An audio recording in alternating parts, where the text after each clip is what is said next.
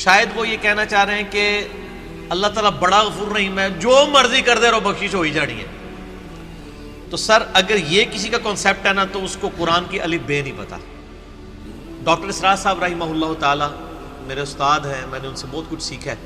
اللہ تعالیٰ ان کو نیک کاموں کا اجر دے اور ان کی برائیوں سے درگزر فرمائے.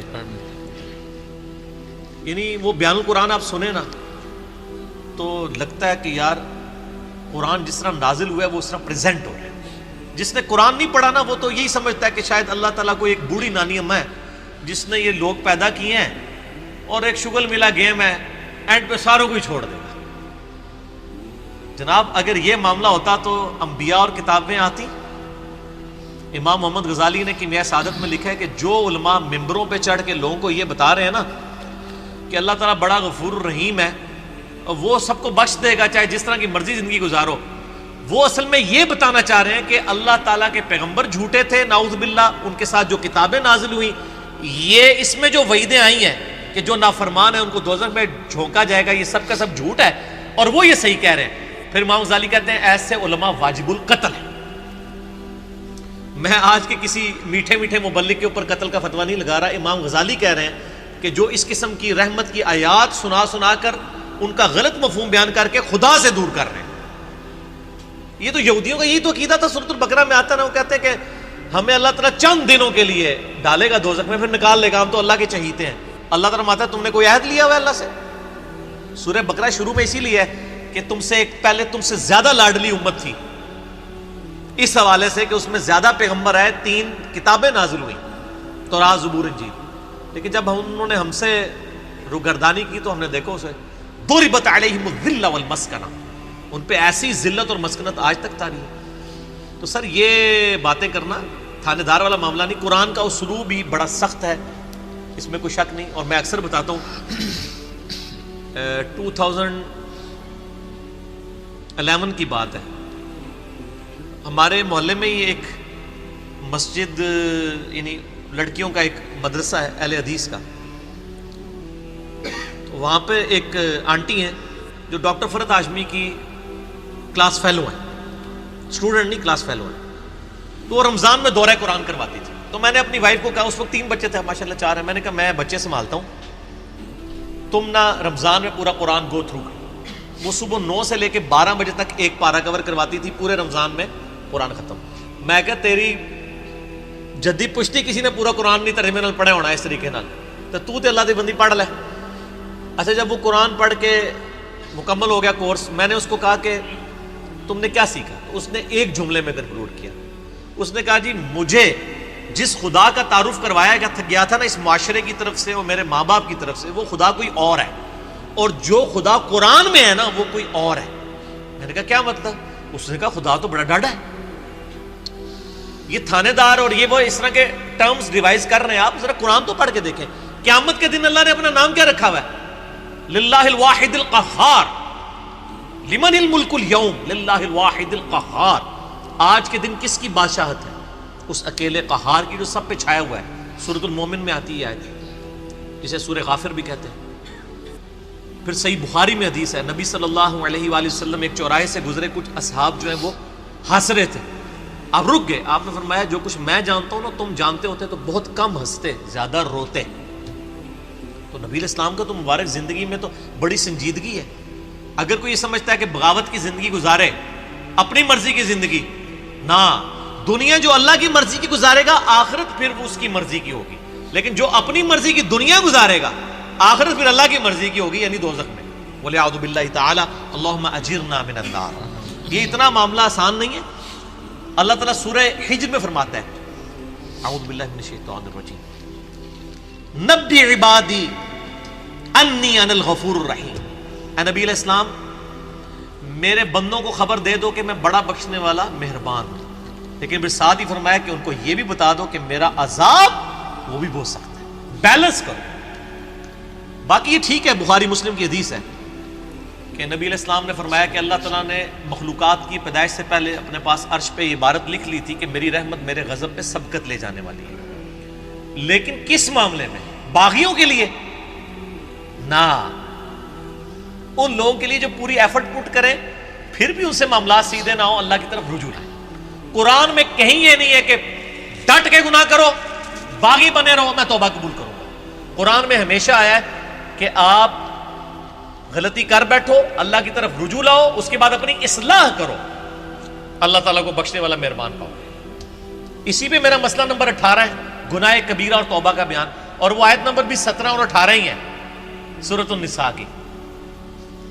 میں وہ پڑھ بھی دیتا ہوں۔ اعوذ باللہ من الشیطان الرجیم، بسم اللہ الرحمن الرحیم۔ انما التوبۃ علی اللہ،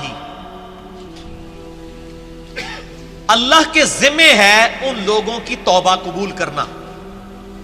کن لوگوں کی توبہ؟ للذین یعملون السوء بجہالۃ، جو گناہ کر بیٹھے جہالت میں، انجانے میں ان سے غلطی ہو جائے، گناہ ہو جائے، ثم یتوبون من قریب، اس کے بعد فوراً توبہ کر لے کہ یا اللہ غلطی ہو گئی، کو فجر کے بعد لیٹ اٹھا کہ یا اللہ معاف کر دے، کوشش تھی، الارم نہیں سن سکا، میں ابھی پڑھتا ہوں مجھے معاف کر دے، اس طرح کا۔ تو جو پڑھے ہی نہ، اوکے جی اللہ تعالیٰ نے کہا میں بڑا غفور رحیم ہوں۔ پورے قرآن میں میرا چیلنج ہے طارق جمیل صاحب کو بھی، میں ان کی بڑی عزت کرتا ہوں، بلکہ سب سے زیادہ میں نے ان کا دفاع کیا ہے جب ان کے خلاف ناسبیوں نے بھونکنا شروع کیا ہے، میں ان سے بڑی محبت کرتا ہوں، میں ایسٹ سمجھتا ہوں امت کے لیے۔ لیکن میں طارق جمیل صاحب سے پوچھتا ہوں پورے قرآن میں کہاں لکھا ہے کہ باغی رہو تو میں معاف کروں گا؟ قرآن تو کہہ رہا ہے اللہ کے ذمہ ان لوگوں کی توبہ کا قبول کرنا ہے جو جہالت میں گناہ کر بیٹھے، ثم یتوبون من قریب، اس کے بعد فوراً توبہ کر لیں، فاولئک یتوب اللہ علیہم، پس ایسوں کی توبہ ہے اللہ فرماتا ہے میرے ذمہ، وکان اللہ علیما حکیما، اور اللہ تعالیٰ علم والا اور حکمت والا ہے۔ علم ہے اس کے پاس لیکن اس کی حکمت ہے، ڈھیل دیتا ہے کہ چلو توبہ کر لیں۔ اور اگلی آیت وَلَيْسَتِ التَّوْبَةُ، اور اس کی تو کوئی توبہ قبول نہیں ہوگی، یہ میں نہیں کہہ رہا ہوں طارق جمیل صاحب، یہ اللہ کہہ رہا ہے، للذین یعملون السیئات، جو کہ گناہ کرتا ہے، حتی اذا حضر احدہم الموت، یہاں تک کہ جب اس کی موت کا وقت آ جاتا ہے، قال انی تبت الآن، وہ کہتا ہے یا اللہ میں اب توبہ کرتا ہوں۔ وَلَلَّذِينَ يَمُوتُونَ وَهُمْ كُفَّارٌ، اور نہ ہی ان کی توبہ قبول ہوگی جو کفر کی حالت میں مرے، یعنی وہ پہلے مسلمانوں کا ذکر ہو رہا ہے، کافروں کو اللہ نے الگ کر دیا ہے، یعنی ایسے مسلمان جو موت کے وقت توبہ کریں ان کی بھی توبہ قبول نہیں اور کافروں کی بھی۔ اولئک اعتدنا لهم عذابا الیما، ایسے لوگوں کے لیے ہم نے دردناک عذاب تیار کر رکھا ہے۔ اللہم اجرنا من النار، اللہم اجرنا من النار، اللہم اجرنا من النار، اللہم من احییتہ منا فاحیہ علی الاسلام ومن توفیتہ منا فتوفہ علی الایمان۔ تو یہ تو دیکھ لیں، یہ تو قرآن کی ڈاکٹرائن ہے، آپ اس کو تھانے داری والی معاملہ کہہ رہے ہیں اور یہ کر رہے ہیں۔ باقی ٹھیک ہے کہ اگر ایک بندہ گناہگار ہے آپ اس کو یہ کہیں کہ توبہ کر کے اللہ کی طرف آؤ، وہ 99 قتل والا واقعہ بھی ہے نا بخاری مسلم میں، ہم نہیں کہہ رہے مایوسی پیدا کریں، لیکن ہم کہہ رہے خام خواہ لوگوں کو امیدیں بھی نہ دلائیں۔ اور جو سیدنا علی کا قول ہے کہ انسان سویا ہوا ہے جیسے ہی مرے گا جاگ اٹھے گا، اوہ یہ کیا ہو گیا، ایرا نہ ہو جائے، کام نہ پا دو، ڈرانے میں ہی عافیت ہے نا۔ اور آپ کا ڈر کا غلبہ ہی ہوگا تو تب آپ گناہوں سے بچیں گے، صرف خوشخبریوں سے نہیں بچیں گے، ٹھیک ہے۔ میں آپ سے کہتا ہوں اگر دنیا میں یہ آفر کی جائے اللہ کی طرف سے کہ جو مرضی یاشی کرو عذاب کوئی نہیں ہوگا لیکن جنت نہیں ملے گی، سارے کہنے کے جنت ہی کئی لوڑ آتی ہے جنت بنا لینا، پریکٹیکل چیک کر لیں۔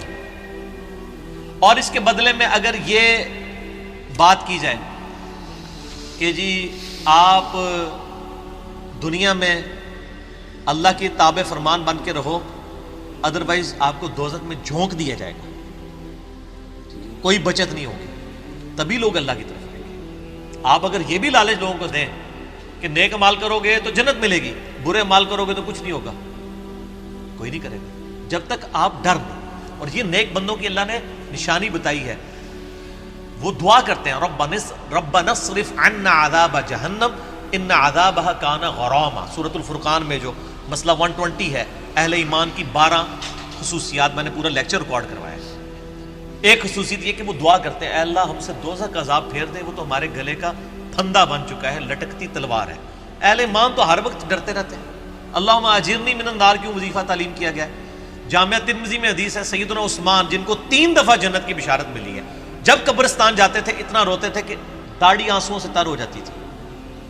لوگ کہتے تھے یہ کیا؟ تو انہوں نے کہا میں نے نبی علیہ السلام سے خود سنا ہے کہ قبر آخرت کی منزلوں میں سے پہلی منزل ہے، جس کی یہ منزل کامیاب ہوئی اس کی اگلی آسان ہوتی چلی جائے گی، اور جو اس میں پھنس گیا اس کی اگلی مشکل در مشکل در مشکل ہوگی.